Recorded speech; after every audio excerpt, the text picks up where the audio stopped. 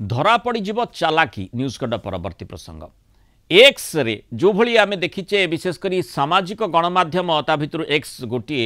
अनेक समय रे मिथ्या कुत्सा रटना सबू करा जाय थाए अंततः सेतेबेले लोकंक मन को आंदोलित करे लोके जानुथांती पढ़ुथांती बा जेतेबेले अनुभव करती जे एथिरे सत्यता केते मात्रा रही तथापि सेठी सुजोग न थाए एवं सेही प्रसंगटी आगकू बढ़ी चले वर्तमान जो भली एक्स निजर टिके फीचर रे परिवर्तन आनीची जोथिपाई आशा करा जाउची जे ए प्रकार कुत्सा रटना बा